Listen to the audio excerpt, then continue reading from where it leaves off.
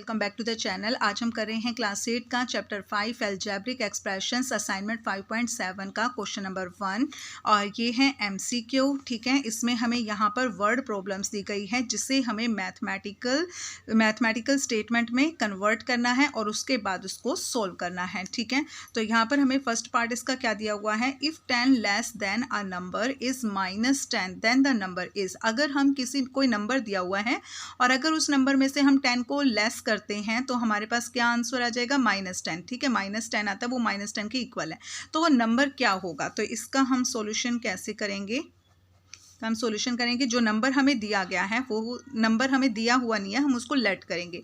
ठीक है, let the number, late कर लेंगे बेटा, let the number is, number को हमने मान लिया कि वो नंबर x है। ठीक है, अब अकॉर्डिंग टू क्वेश्चन क्या बोला गया है हमें, if 10 less than a number.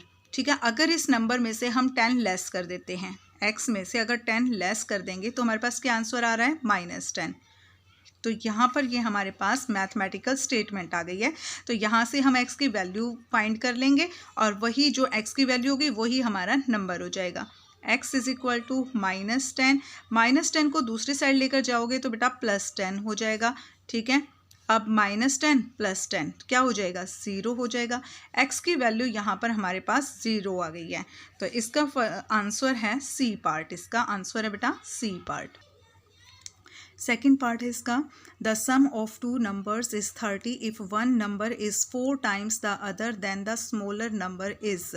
तो दो नंबर्स हैं जिनका सम 30 है और उसका वन नंबर 4 टाइम्स है अदर नंबर की, यानी कि वन नंबर जो है वो दूसरे नंबर का 4 टाइम्स है। ठीक है, तो यहाँ पर हम फर्स्ट नंबर और सेकेंड नंबर को, जो बड़ा नंबर है छोटा नंबर है, उसको हम लेट कर लेंगे, देन द स्मॉलर नंबर। ठीक है, स्मॉलर नंबर हमें इसमें बताना है, तो हम यहाँ पे स्मॉलर नंबर को, जो चीज़ हमसे पूछी जाती है हम उसी को लेट करते बेटा, let the smaller number. Smaller number हमसे पूछा है, हम स्मॉलर नंबर को लेट कर रहे हैं। Let the smaller number is x। हमने मान लिया स्मॉलर नंबर x है, तो लार्जर नंबर क्या हो जाएगा, द लार्जर नंबर b।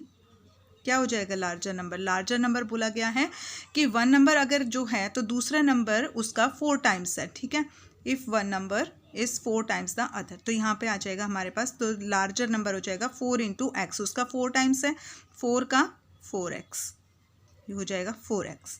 ठीक है, अब अकॉर्डिंग टू क्वेश्चन बताया गया है कि दोनों नंबर का सम 30 है, तो यहाँ पे x + 4x is equal to 30। ठीक है, x और 4x को प्लस करेंगे, 5x इज़ इक्वल टू 30 और x की वैल्यू आ जाएगी हमारे पास 30/5, 5 × 5, 5 × 6 = 30। x की वैल्यू है 6, x आ गया हमारे पास 6 है, तो x क्या है, स्मॉलर नंबर, हमारा स्मॉलर नंबर 6 है, इसका बी पार्ट इसका करेक्ट आंसर है। ठीक है बेटा, नेक्स्ट है इसके बाद इसका थर्ड पार्ट, और थर्ड पार्ट हमें बोला गया है, a rectangle is 3 times as long as it's wide. एक रेक्टेंगल 3 टाइम्स है as long as it's wide, यानी कि जितना वो वाइड है उसका 3 टाइम्स उसकी लेंथ है। इट्स पेरीमीटर इज़ 56 मीटर और उसकी पेरीमीटर हमें दी गई है 56 मीटर, तो इसकी हमें लेंथ बतानी है। तो यहाँ पर बेटा हम लिखेंगे, पेरीमीटर हमें दिया हुआ है, पेरीमीटर हमें दिया हुआ है 56, तो हम यहाँ पे लेट कर लेते हैं, लेट द ब्रेथ। ठीक है, ब्रेथ को हमने लेट कर लिया है x, क्योंकि उसने बोला है कि वो x है, x नहीं है, सॉरी, हमने लेट किया है, let the breadth is equal to x। तो उसकी लेंथ कितनी हो जाएगी, लेंथ क्या बोला है कि जितनी उसकी विथ है उतनी ही जो लेंथ है वो उसका 3 टाइम्स है। ठीक है, तो ब्रेथ कितने है, x, तो लेंथ हो जाएगी उसका 3 टाइम्स, यानी कि 3 × x 3x। ठीक है, अब अकॉर्डिंग टू क्वेश्चन क्या बोला गया है हमें, यहाँ पे हमें बोला गया है कि उसका जो ठीक है, पेरीमीटर हमें बताया गया है, बस यहाँ पे हम पेरीमीटर का फार्मूला लगा देंगे, लिख लेंगे हम यहाँ पे perimeter of rectangle, perimeter of rectangle is equal to 2 length plus breadth. ठीक है, perimeter of rectangle, perimeter of rectangle हमारे पास है 56, 2 L + B, L है हमारे पास 3x और ब्रेथ है हमारे पास x।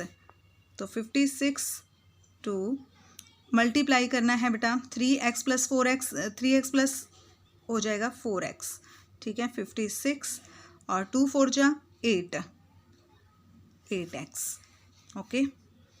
56 upon 8 is equal to x। 8x के साथ मल्टीप्लाई हो रहा था, दूसरी साइड भेजा हमने, वो डिवाइड में आ गया। 8 1 जा 8, 8 7 जा 56। तो x की वैल्यू आ गई है हमारे पास 7 और x हमने क्या माना था? ब्रेथ माना था।